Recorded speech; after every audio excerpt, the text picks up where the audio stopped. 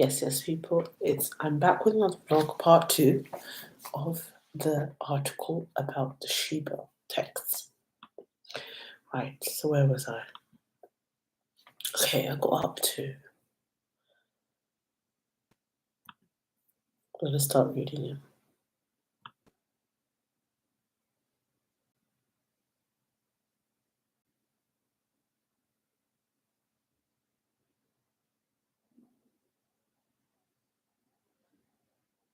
Okay.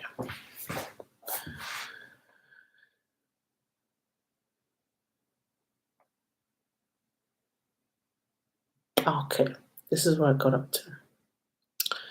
According to the Sabian Dictionary, BLR 350 means those who crossed Br.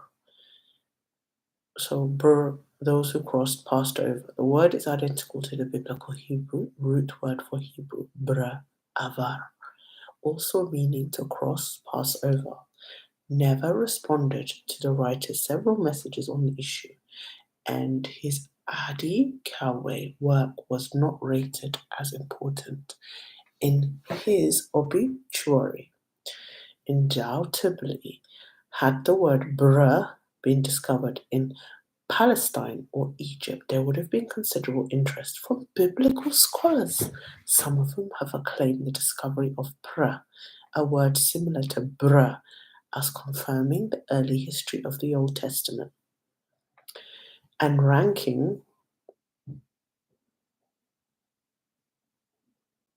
the Adikawe Hebrew inscriptions in importance alongside the 1209/8 BCE Merenka stele and the 9th century BCE Moabite Mesha stele.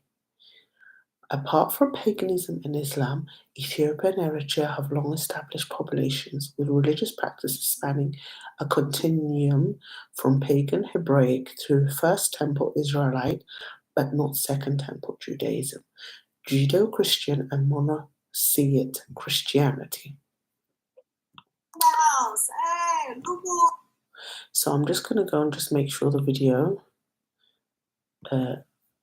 is still streaming because I'm, trying to do a really good video on this. So, guys, I'm going to continue reading the texts.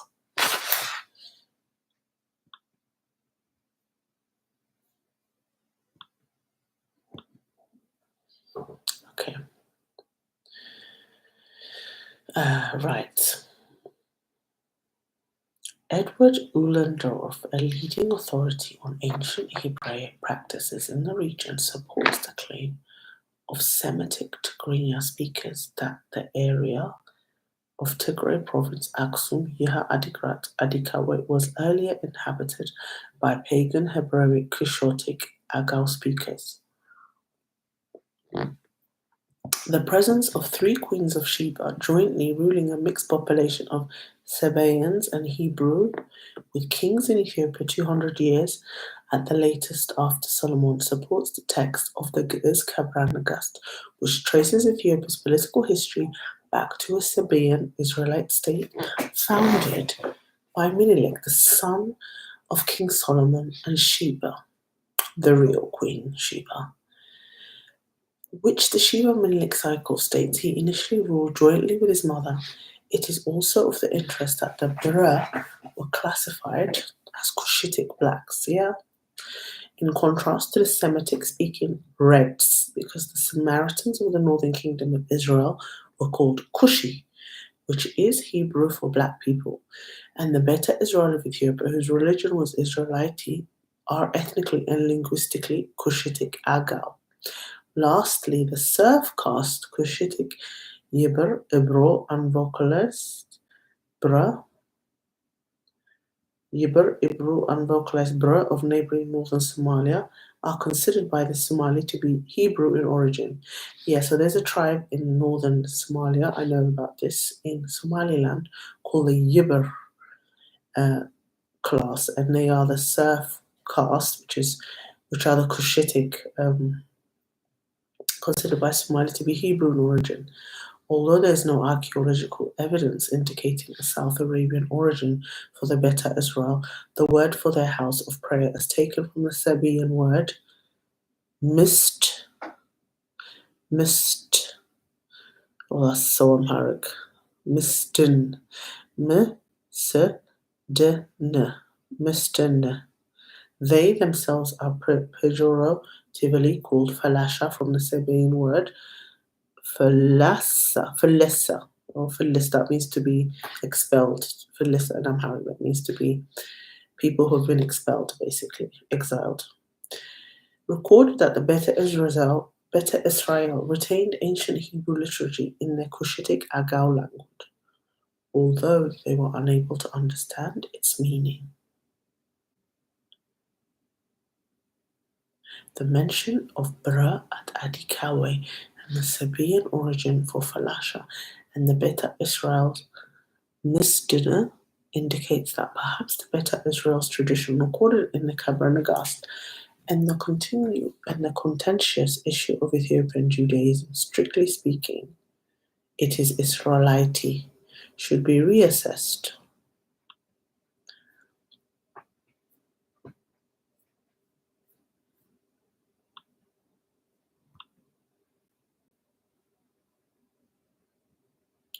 The Beta Israel are the most studied people in Africa. Today, very few remain as a result of massive airlifts to Israel during the Ethiopian Civil War. Although the Beta Israel claim to have arrived in several waves from the time of King Solomon onwards, and maybe even earlier, recent researchers have rejected their claim and suggest that their form of Judaism is an affection to distance themselves from monophysite Christian imperial rule after AD 1314. The Beta Israel are Agau in origin, but had overwhelmingly abandoned the Cushitic language for Semitic Amharic or Tigrinya before the exodus to modern Israel. Their sacred book, the Ge'ez Old Testament, is identical to that used by Christian Ethiopians. Their knowledge of Judaism was confined to events before the Babylonian captivity. One tradition claims they are descendants of Agal who had lived in Arabia. Archaeologistic evidence shows that a common culture did exist on opposite shores of the Red Sea. 15,000 to 1,000 BC, 1,500 to 1,000 BCE, but no inscriptions exist to indicate their language. The Beta Israel believe they are descendants of Menelik's followers. The Beta Israel worshipped in buildings called the House of God. Yet they venerated pagan rituals, practiced spirit possession. They faced east when praying, believing it to be the direction of Jerusalem, and probably never had any historical link with Palestine. They built special, ritually unclean huts for menstruation and childbirth, and practiced circumcision and clitoridectomy. Sharing Christian traditions, the Beta Israel hierarchy included monks and nuns, high priest, low priest, and lay personnel. The Beta Israel alone have Nazarite practices. Samson of Old Testament fame was a Nazarite. Nevertheless, the Beta Israel, along with the Kamant, who have a weaker Hebraic tradition, were culturally almost identical to their Christian neighbors. All observed Mosaic dietary laws, had similar beliefs in a heaven for the good, a hell for the damned angels, a first and second coming of Messiah, resurrection, and a day of judgment. The chief authority of the Command, Frederick Gumst, 1969, best summarized the three groups. The Command, the Beta Israel, the Amhara, Tigrinya as follows. The Command have a largely pagan but somewhat Hebraic religion with Christian elements. The Beta Israel have a largely Hebraic but somewhat pagan religion with Christian elements. The Amhara and Tigray practice a Christianity markedly Ber-Orit following the Old Testament. The Ethiopian church is also heavily Israelite. It is monosyllable and was under an Egyptian Abun from the 4th century until 1952. In medieval times, when European contacts became more common, European observers were immediately struck by the Orthodox Church's Israelite practices, for example, circumcision. Some accepted that the Ethiopians had inherited them from Solomon's kingdom through Menelik's companions, a claim seemingly supported by the Book of Isaiah and the Book of Zephaniah, which mention Israelites in Kos.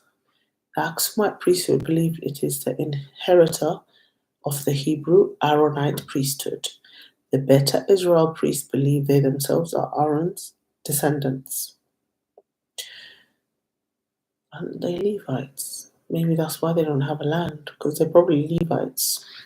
No data exists for the Beta Israel priesthood, but DNA testing on the Buba priestly clan of the Lemba in southern Africa, who claim Hebraic descent, have revealed a much higher percentage of the Y chromosome Kohanim priestly gene than among any other Judaic population.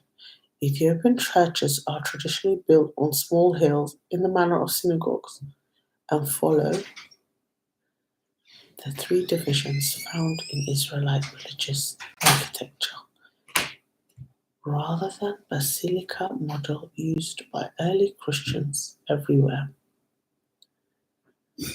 The Orthodox Church has also adopted many terms from Syriac Aramaic for items specifically associated with live stream. I'm doing live stream. Don't go. Do you want something? Okay, let me mute it. Hold on.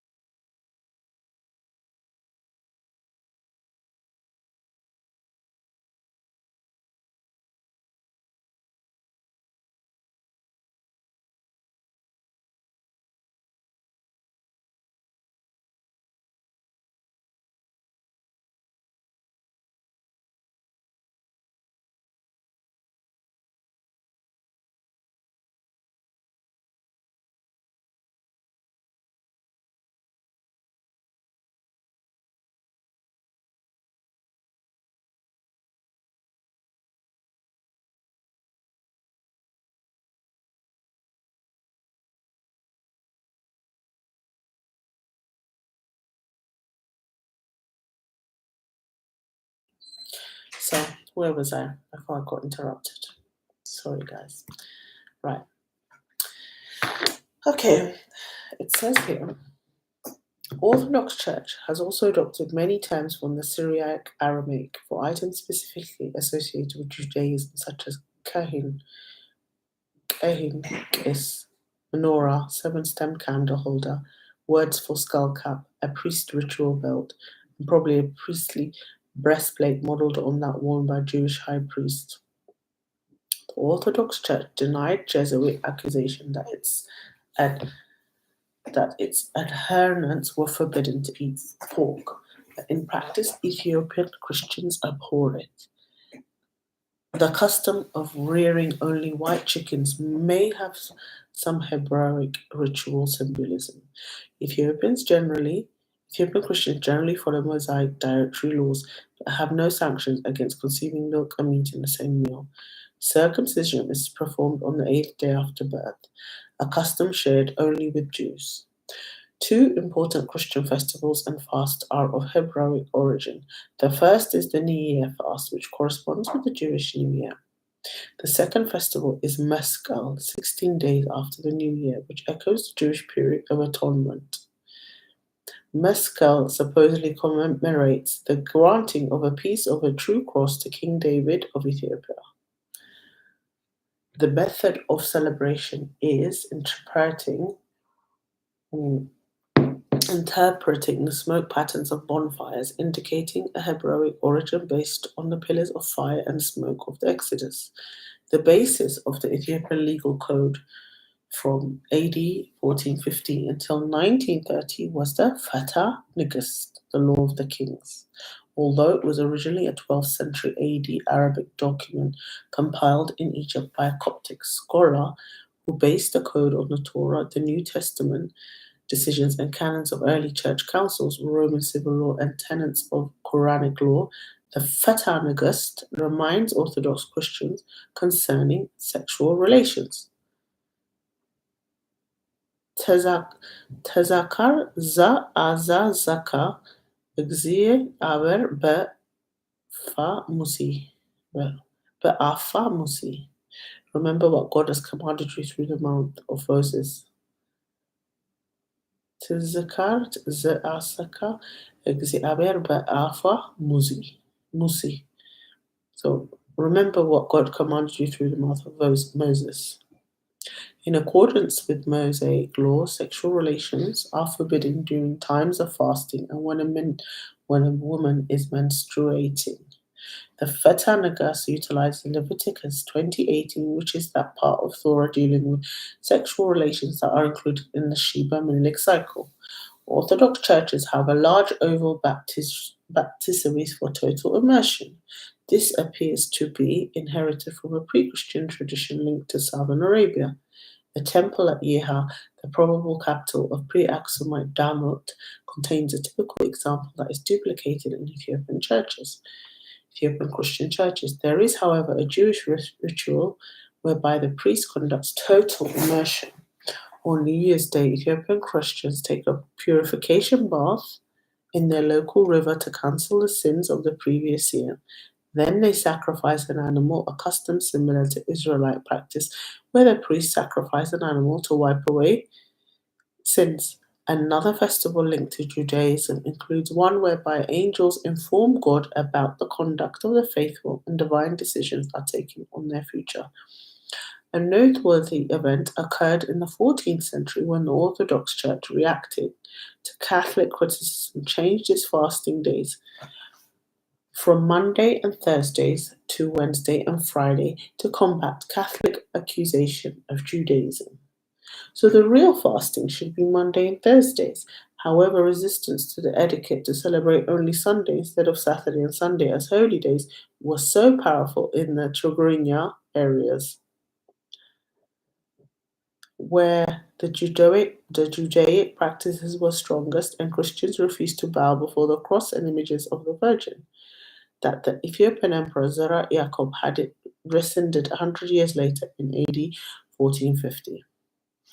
Archaeological evidence in northern Tigray and Eritrea supports the Sheba Menelik cycle account to the extent that it's clear there is a definite surge of Sabian political and economic interest to northern Ethiopia and Eritrea in the period 1000 to 500 BCE.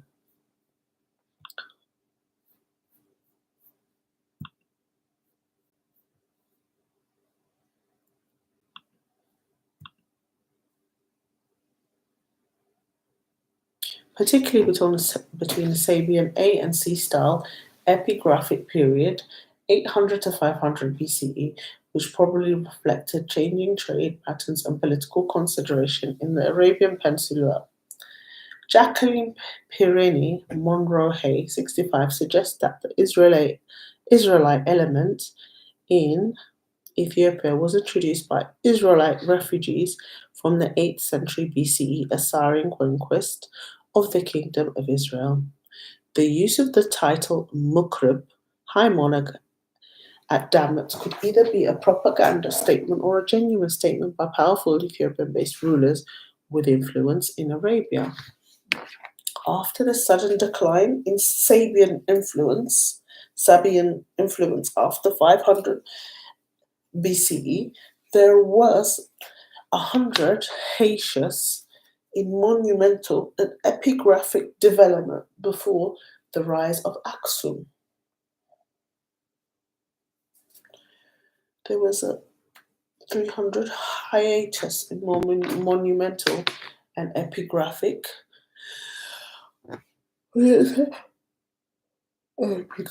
development before the rise of Aksum.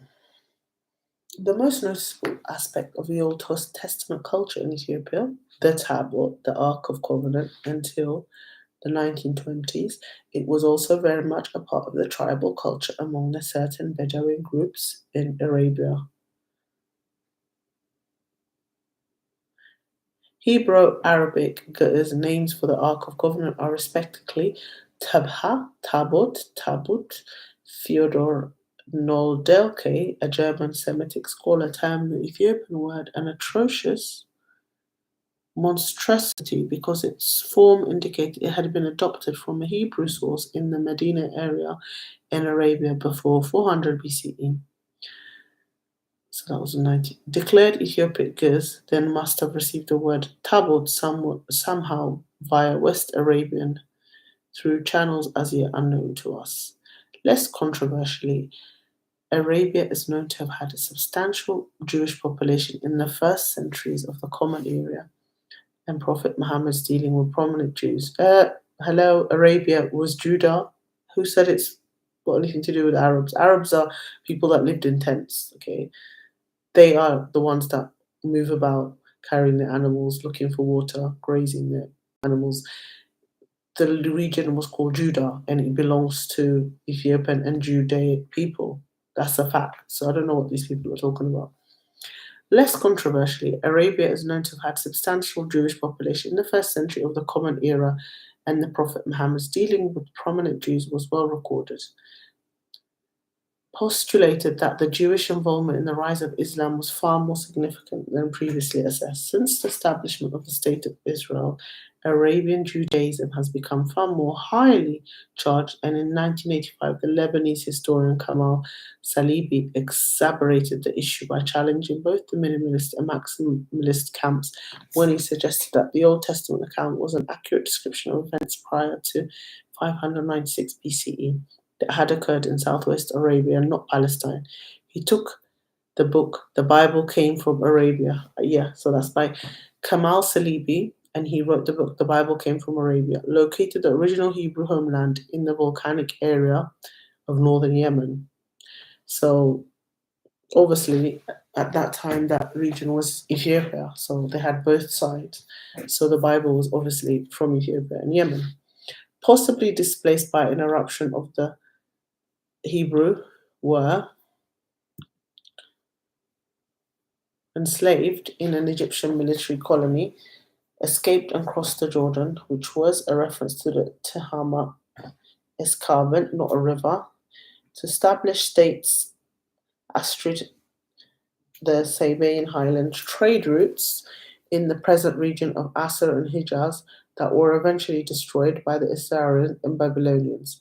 Salibi relied heavily for his hypothesis on the similarity between the unvocalized place names of the Old Testament and the locations listed in the Saudi government's Gazette of Place Names, adding to the earlier theories of Beckett, Chiney, Hummel, Taylor, Glaser, Schmitz, and Montgomery. He argued that several references in the Old Testament may indeed have referred to Egypt and Ethiopia, but in other cases were more probably cities in Arabia, more than one named Misrim Misr Quas, which would explain Joseph's statement that the Queen of Sheba was queen of two cities, in Assir, not queen of Egypt, and Ethiopia, and that Moses, who married Zephra, a Cushite woman near Mount Sinai, led a Misraim city army against a highland city named Cush, not the kingdom of Egypt, against Ethiopia.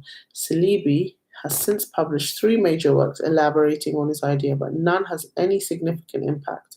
While his views are understandably unpopular in Israel, his books are banned in Syria and Saudi Arabia as an incitement to Zionist expansion.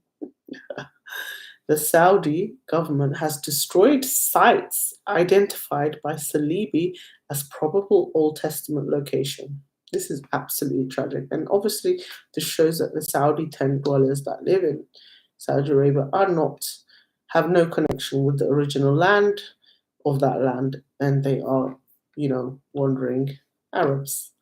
And so they didn't build those buildings. So they didn't do that. They know that, and that's why they're happy to destroy it. Because they know who originally built that. It's people that are in Ethiopia, the Hebrew people, the real. There is some evidence to support Salibi, while fully aware of Reinhardt's work that placed Israelites in Mecca in David's time. Mecca or Makkah was an Ammonite Ethiopian empire. Jesus has been there. It was an Ammonite territory. Ammonites are so there was lots of Jews there. Jews felt welcome to go there because it was an Ammonite territory. And so Makkah has always had a lot of connection with Ethiopians. Like, they owned the land, it was theirs.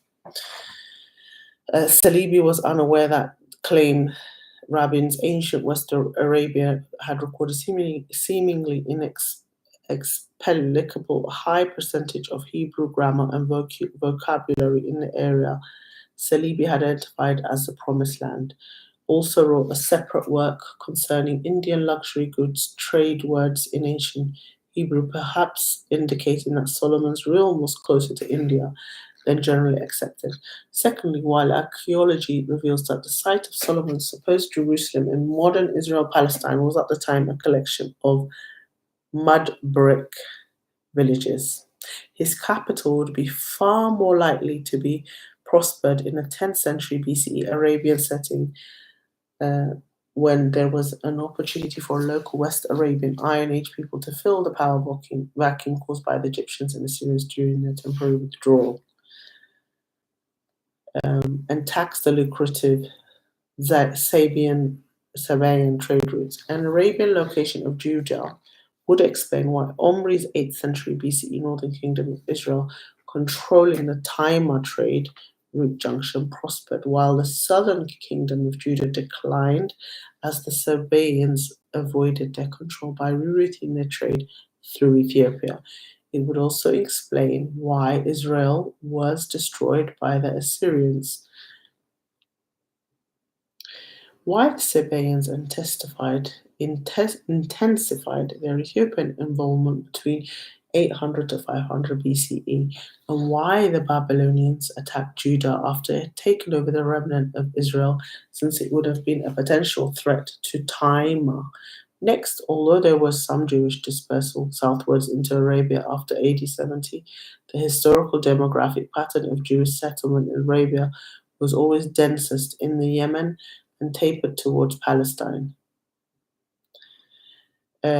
According to Torrey 1967, summarized the paradox, the investigator is disappointed by a scarcity of Israelites in the one place near Palestine and scandalized by their apparent multitude in the other, Yemen.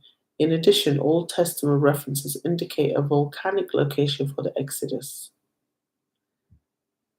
Arab traditions not only record that the Hebrew hailed from a volcanic region that devastated their land, commenting on the Quran, but in Salibi, but allude a blockage of the Red Sea, possibly the result of a massive lava flow where it meets the Indian Ocean, and was breached by an earthquake that drowned large numbers of people.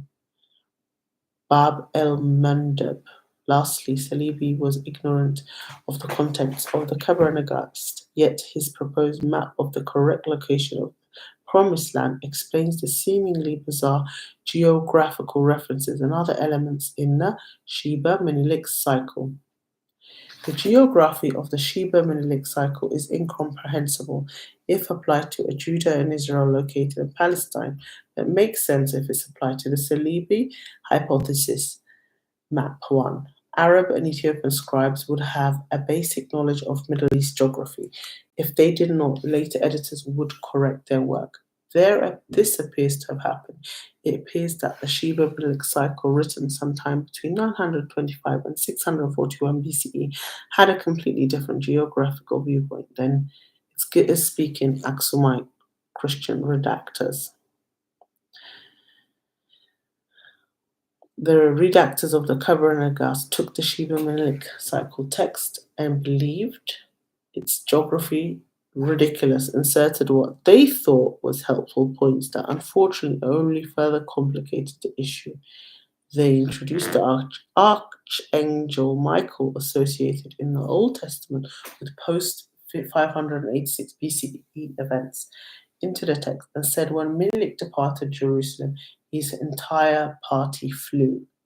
In chapter 52, Menelik's party left Jerusalem for Gaza, then proceeded the border of Misraim, Egypt, where they reached the river of Ethiopia, a journey of a single day instead of the usual 13th.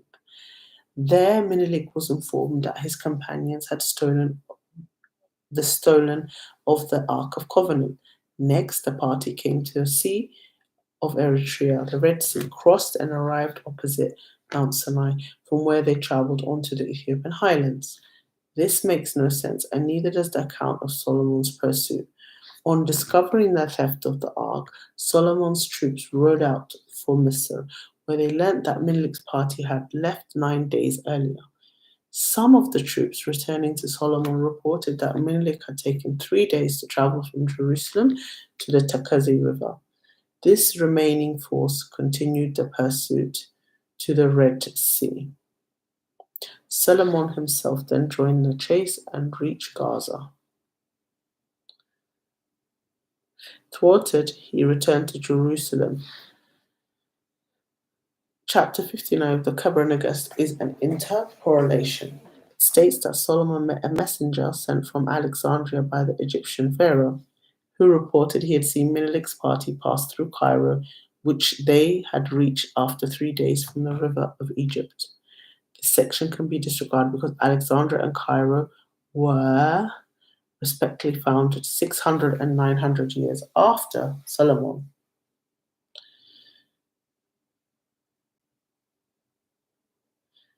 Atlas of Jewish History places the river of Egypt at Wadi al-Arish, just south of modern Gaza. Salibi provides a hypothetical map of an Arabian Judah and Israel to this writer, oblivious of the route outlined in the text concerning Menelik's escape to Ethiopia. 3 reveals the Sheba Menelik cycle text as applied to Salibi's map, which named Jebel al-Nabi Shu'aib, mountain of the prophet Jethro, Moses' father-in-law, as the true Mount Sinai. Yes, that's in Saudi. Yeah. The Gitters translation of the original Arabic mentions Nisrin, Misr, Gibbs, and Gibbs, that's Egypt. And most scholars have usually translated all these as Egypt. However, Blake in 1834, Winkler and Taylor and Chine and Schmidt's ontography argued that many of these names mentioned in the ancient texts refer to locations in northern Arabia, not to Egypt or the Nile. The remark Gibbs, Egypt, the name of which is Misrine, seems to have been a later elaboration by Gitters scribes. Wallis Budge and Beshold both translated Hagara Misr, as if Misr, Egypt were a country. Hagara Misr. Is Bahar Majar. The word can also mean Bahar or Midr, the word can mean region, province, or district, but Hagar is the Getters word for city. Since Menelik's party crossed the Red Sea after passing through Misr, and Gibbs, the three locations should be on the east side of the Red Sea in Arabia, and the text is speaking of a city named Misr, not a country. The country of, this is where they get it wrong. Okay, this is where they get it wrong. The Midianite land of Misr, the Midianite land of Yithro, is in the Red Sea. It sank, for God's sake. Like, this is where they get it wrong. Because if you see what happened, there was a catastrophe event involving a volcano, and the land of the Midianite, which is Ethiopian territory, was in the Red Sea. Um, it was in the Red Sea, and that land has sunk. It's in the Red Sea. So it's not in the east of Arabia. It was actually, there's a land in the Red Sea, and that was the land of the Midianites. Now, if you ask us, well, according to Tadila Malaku, the people of the Midianites are the Oromo, and they then went south of Africa, and then so towards Somalia. I think they went to Somalia when the land sank. They went to Somalia, and then in the 15th century they came up to Ethiopia. So those are Midianite Ethiopians. Okay.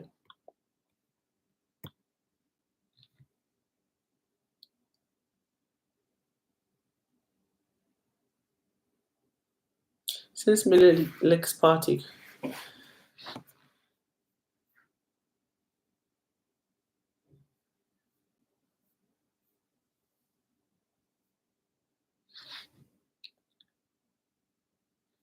it therefore appears that the text of the Sheba Menelik cycle is applicable to a country, the 10th century Judah and Israel located in Western Arabia, not Palestine. Yeah, so it is Western Arabia because it will be in the sea. The dilemma facing Ethiopian historical research is that it's dominated by the issue of Palestinian archaeology, the majority of which has been directed to proving the existence there of pre 500 BCE Israel and Judah. Although the minimalist maximalist controversy has bitterly divided Old Testament archaeology since the 70s, historians writing about Yeha Aksum and the Kebra and Negast and the Ark of Covenant and the Beta Israel, Queen Yodit, Gudit, and the Zagoi have either been uncompromising maximalists or surprisingly ignorant of the controversy. In addition, the tragic removal of the Beta Israel to Israel and the consequent destruction of the ancient culture has usually been hailed a triumph. In a recent maximalist study of African Judaism, neither the Kebra Nakast nor the Sheba Minlik cycle received a mention.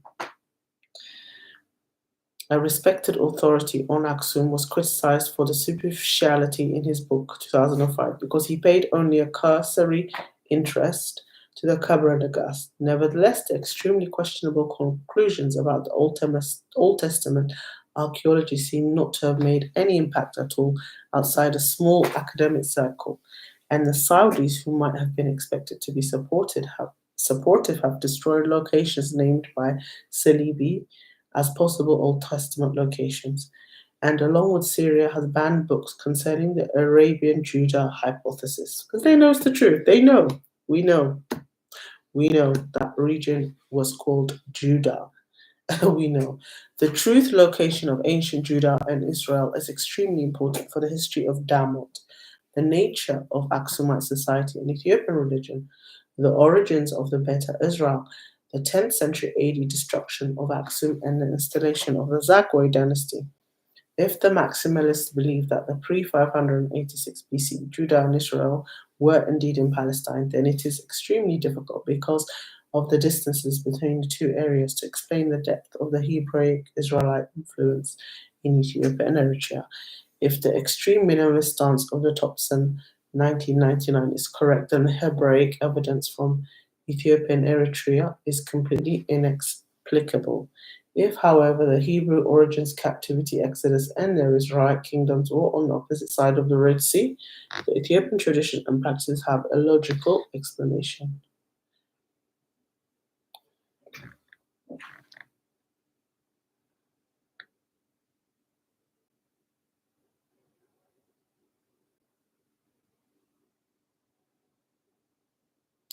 In conclusion, historical research in Ethiopia has, to a significant extent, been contorted by as yet unsubstantiated maximalist beliefs that the biblical Promised Land and the united Israelite kingdoms of David and Solomon were located in modern day Israel and Palestine.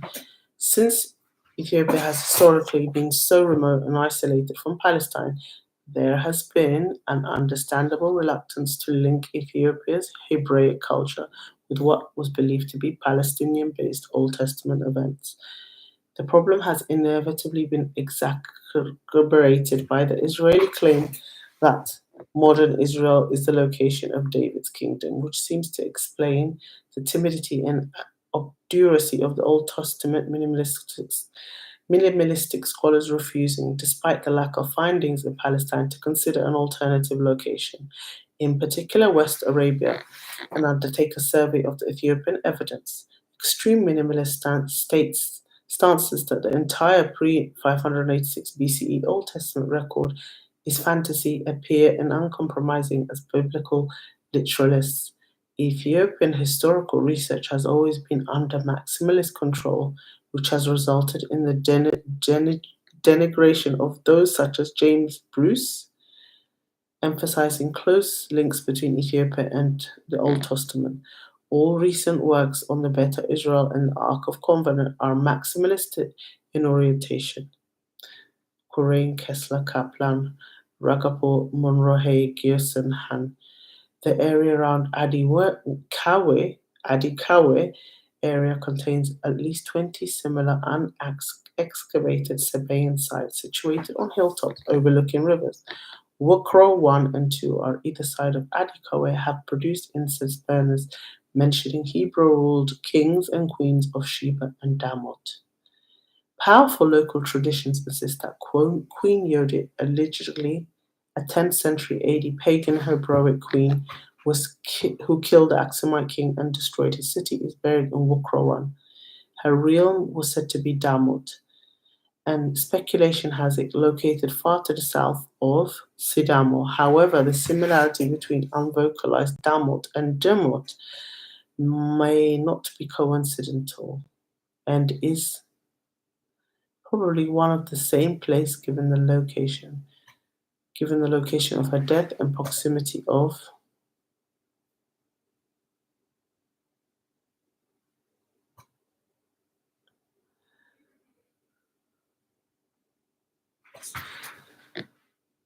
expansionary Semitic Christian expansion into her pagan Hebraic Cushitic realm, inspired by the religious fervor earlier initiated in 6th century by the arrival of the Nine Saints and the destruction of the Jewish Himar, with Old Testament archaeology in turmoil and the Saudis irredeemably obdurate. All that can be done at present, given minuscule finding for non-biblical archaeology, is to be more flexible in the interpretation of pre-500 BCE Sabaean excavations in Tigray, given that a Palestinian location for ancient Israel and Judah in that period has not been substantiated.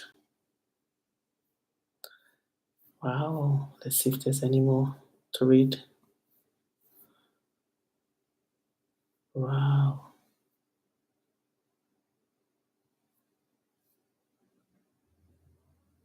Right, I think I'm going to share it, guys. I'm going to make it easier for you guys.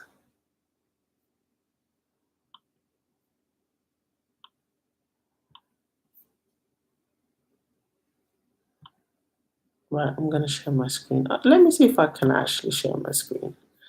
Right, let's see what the messages are. This is from the messenger Jafar Blackman. Peace, have you started your new job yet?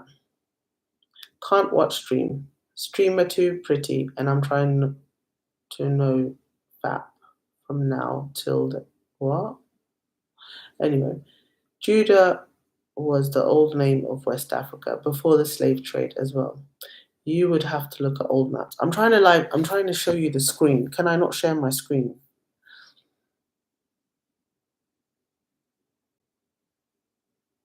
Right. Share screen. Ah, yeah, guys, I found it. I'm so proud of myself. I actually found it. Share the screen, guys. I have to tap onto it. Ooh, look at me. Technology. Right, so let's have a look at this proposed map, guys. Okay, this is what the article is saying. The map 1, ancient Judah and Israel, according to the Salibi hypothesis. Now, if anyone wants to buy the book, this Salibi guy claims that the real Hebrews are in the Middle East. Like, that's where it is. It's not it's not located in Judah. And the Saudis went mad and like deleted and destroyed all the regions that are historical. They clearly have been historical. They just destroyed it because this is what Arabs do. They don't care. They don't want Israelis claiming their land, and they just destroyed some amazing evidence. So this is ancient Judaism according to the Salibi hypothesis. This is Solomon's kingdom. Taima, Kebra, that's Amharic. Taima, and Kebra is a Red Sea. Imagine the name is Amharic. Kebra, Medina, Yuthrib. So that's Medina is Yithrob's land location. The Midianites. But I reckon the real location is here. This bit, there was land. Midianites were like, it sank basically. And then this region, area, okay, according to this, area annexed after Queen of Sheba's visit and held for 40 years. So when she came here, she took over this land. That's true. So that's Misraim, Misr, Sheba, Kush, and Nadran. That's Ethiopians have been there. Like, they were expelled out of that region when the Muslims came and had to come here. And then you have the proper Ethiopian lands here. But when the Queen of Sheba came, yeah, so here's Gaza, here's Old Jerusalem. But people got it all wrong. Like, people think Israel is here. That's New Jerusalem, that's God. Interesting. So the old land was here.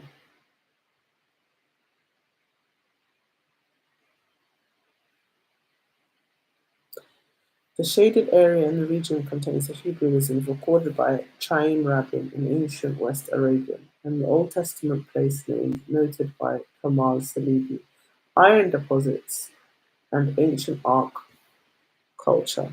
It also straddles the lucrative incense, gold, and precious stones and luxury goods trade routes from Sabia. So all this is like one empire. This area was temporarily abandoned by Egyptian and Assyrian imperial control, the same years as the zenith of Israel states under David and Solomon.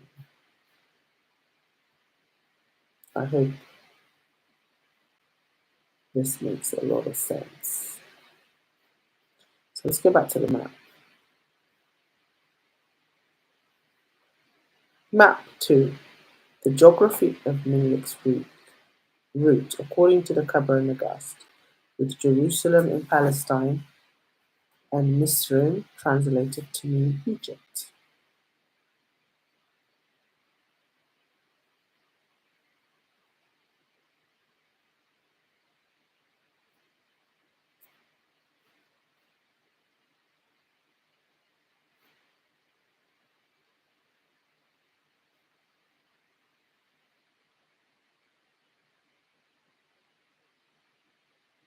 Brook of Egypt, Sea of Eritrea, arrival in Ethiopia opposite Mount Sinai.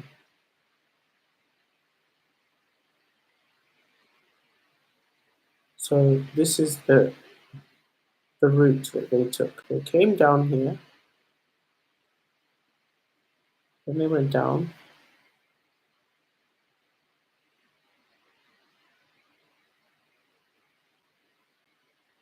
Nah, you know what? I think that's wrong. I don't think that's the route.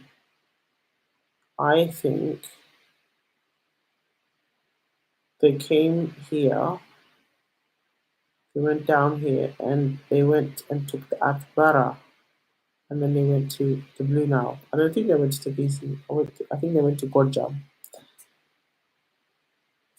Blue Nile, either there or here. Okay.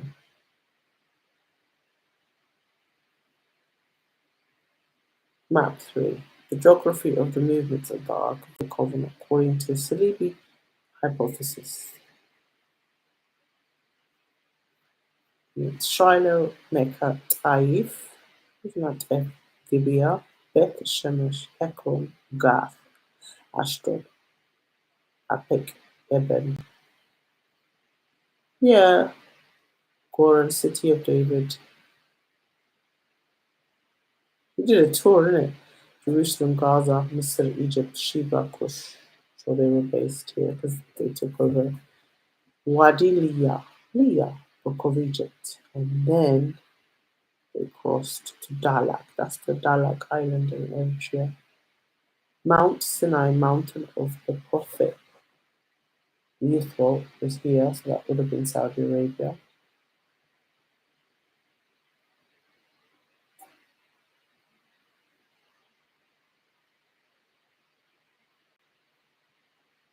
The laws of Deuteronomy not included in the Shiva minute cycle of the Kebra Negast. Okay. Bring all offerings to Jerusalem. Offer all sacrifices in the temple. Bring to the temple also the offerings from beyond the land of Israel. Obey the prophet of each generation if he neither adds nor takes away from the statutes. Appoint a king. Obey the authority of the Sanhedrin. Appoint judges in every town. Destroy idolaters and burn their city. Destroy the 7 Canaanite nations. Blot out the remembrance of Amalek. Neither fear a false prophet nor hinder anyone from killing him. Never show mercy or intermarry with idolaters or allow them to live in your land. Never permit the marriage of a daughter of Israel with an Ammonite or a Moabite. So those are Cushitic people that were living in Saudi Arabia. Never offer peace to the Ammonite and Moabites in times of war. Yeah, because they will destroy you. Never forget the evil done by Amalek. Never leave any Levite without support. Never rebel against the Sanhedrin. Never elect a stranger as king over Israel.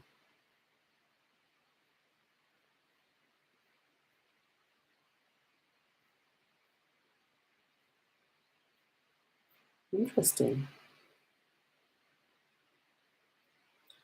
Let's have a look at the comments. The ancient Arabs would have looked like ancient Ethiopians, according to Josephus.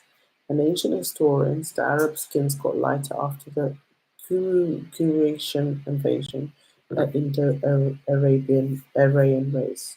Then the Romans and Macedonians, then Islam with concubines. Yeah. Okay. That's interesting. Okay. So let's go back to the other thing. Appendix 2. Comparison of events during the Queen of Sheba's visit to King Solomon. Sheba Menelik cycle came with gifts. Josephus came with large retinue and gifts. Kings, as in the Bible, came with large retinue and gifts. And according to the Quran, Solomon learns the queen worships the sun and orders her to submit to him. The queen would have been obviously like following the Egyptian religion, which is Aten, and they worship the sun, yeah? The one true sun thing. Took up residence in the palace. So this is the Sheba book. The Kebra Negast is the Sheba Menelik book. She took up residence in the palace, she did. Josephus said, amazed at the palace. Kings in the Bible says she questioned Solomon with tricky questions. In the Quran, Solomon rejects her gift of gold and threatens invasion. Now that's just not true because it's just aggression, right? You know, it's anti-female, and that's not what happened because the Ethiopian kingdom has always been run by women. So the lineage, the queen, is from women. And their culture, the Arabian culture, is anti-women. It's very much patriarchal, desert thing. Description of the wonderful food. Yeah, apparently, yes, I've read the Kebra Negast, and she clearly, the Queen of Sheba, talked about how they spice their meat, the different herbs that they use in Israel. She was amazed with that. She wanted to learn how to do that. And how I know, because this is like our history, like these are our ancestors. We A lot of the knowledge that we use in the cooking has been passed down to the family and is passed down to the woman. So we know only certain family, only certain tribes know how to cook, basically, because of this. When they went over there, they learned about all the different spices and stuff. Joseph has said, amazed at the sumptuous apartments. King says Solomon answered all her questions. And then the Muslims say in the Quran, Solomon obtains the queen's throne and alters it. The Sheba Malik cycle says, was given beautiful clothes. Yeah, she was given beautiful clothes. Was shown, and then the Josephus, the first says, was shown the house known as the Forest of Lebanon. Was impressed by Solomon's wisdom, palace, food, seating, arrangement, attendants, clothes, wine, burnt offerings. The queen, according to the Quran, visits and is tested by glass floor and the altered throne. She submits to Solomon and adopts his religion. And Sheba Malik cycle says, experienced Solomon's wisdom. Description of the daily food and its preparation. Declared she was deeply impressed. And then had her questions answered, saw beautiful clothes and servants, gave gifts of gold and spices, daily given food and clothes, witnessed Solomon's administration, acknowledged benign influence of Solomon's God, saw how table was prepared. Yeah, so she checked. She's a typical lady, she saw little details, little things like the cutlery, how the table was put together. The women notice these things. They have a very high attention to detail. Witness daily sacrifices. Yeah, so that means that they would always slaughter a lamb, and people get to eat lovely, meat, fresh meat, offered. Acknowledged benign influence Solomon's God. Saw how table was prepared. Yeah, amazed at the palace. Believed things were better than expected. Amazed at the apartment. Believed that Hebrew were a blessed people. So she was obviously impressed by the Hebrew people. Witnessed daily burning of incense. We love incense. Well, we just love incense. I mean, I've got it here. Converted to Solomon's religion, tricked by Solomon into having his baby. She fell for it. She's a woman at the end of the day. He's a king at the time. So that's what the Kebra Negast is about. I'm just going to read a couple of comments. And ancient historians, okay. Queen Sheba sent Egyptians and Jews into West Africa and South Africa to get gold, and some decided to stay. Hence why some West Africans claim Israelite today. Yeah, especially like the Zulu, the Lemba people of South Africa, definitely. And let's read the other bit.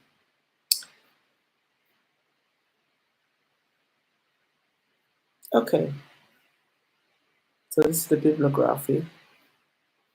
Yeah, Germans are really studying this subject, and that's the thing. Germans always come into Ethiopia. They're fascinated by our history, but they never mention it to us. Because I read loads of books, I'm reading this one. I don't know if you can see me, but I'm gonna stop sharing it. I will show you. But this is the photographs they took in Tigray. I think it's like Adi Kawe. So these are the incense burners at Adi Kawe being cleaned of recent decorative white paint. So those are Sabian.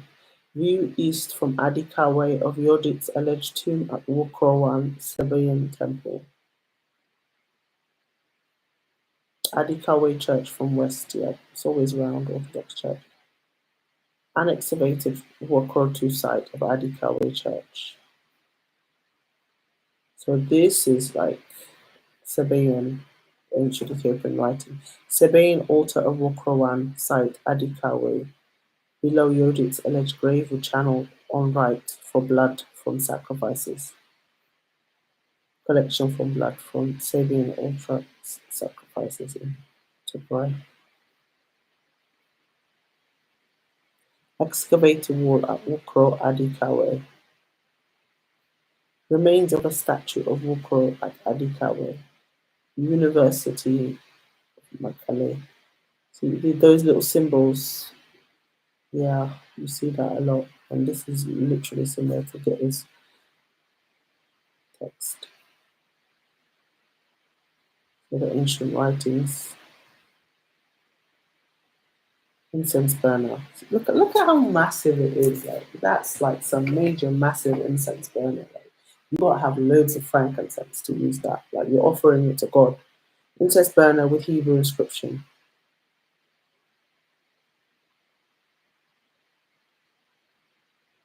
The temple at Yeha, which is said to have been erected in 6th century BCE, is believed to be an architectural copy of other Jewish temples found in Israel and Egypt during pre-Babylonian era. Another example is found in the monastery islands of Lake Tana. Of course, northern Georgia, where several archaic stone altars fashioned in the manner of Jewish sacrifices have been found. They stick to the Mosaic law. Is that it? I'm going to stop sharing. But that's really interesting. I really hope you guys enjoyed um, the video. And yeah, it's an interesting book by Rich Tedler. This is what it looks like. And it talks about in detail about the religion and stuff.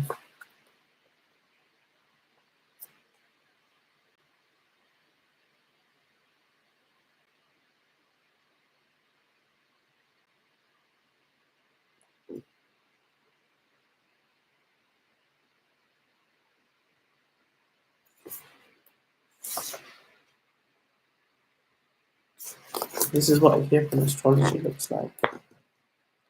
It's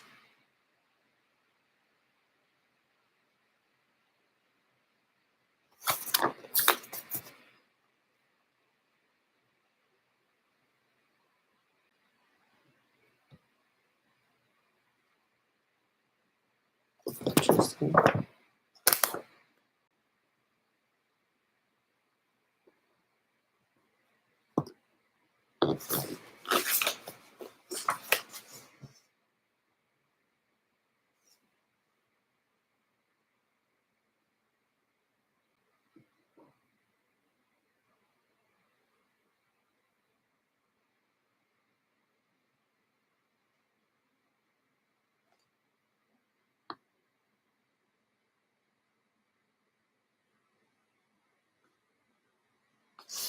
According to Lijtadla Malaku, he says, okay, it says here, Comte de Volnito adds that the ancient wonders of Egypt and the Orient are the product of ancient Ethiopians, whom he states are now forgotten, but discovered the arts and sciences when the other races were barbarians. Those piles of ruins which you see in the narrow valley watered by the Nile are the remains of opulent cities, the pride of the ancient kingdom of Ethiopia. They're a people now forgotten, discovered while others were yet barbarians. The elements of the arts and sciences, a race of men now rejected from society for their sable skin and frizzled hair, founded on the study of the laws of nature, those civil and religious systems which still govern the universe. To conclude, one should ask, considering even late antiquity events, how is it that the people which the ancient Greeks so revered as being the first civilization of mankind, the predecessors of Egypt and Mesopotamia, the archaic civilization of priests and imperial dynasties of Ethiopia, is not well and appropriately studied or considered for its historic legacy in the field of history? In Drusilla Houston's words, in her wonderful Ethiopians of the ancient Kushite Empire, the modern writer whose research has been superficial does not know that before the days of Grecian and Roman ascendancy, the entire circle of the Mediterranean and her islands were dotted with the magic cities and worldwide trade of Ethiopians. The gods and goddesses of the Greeks and Romans were but the borrowed kings and queens of the Kushite Empire of Ethiopians. So marvelous had their achievements in primitive ages that in later days they were worshipped as immortals by the people of India, Egypt, Old Ethiopia, Asia Minor, and the Mediterranean world. That's a really good ending to their book. And yeah, thank you for watching my stream.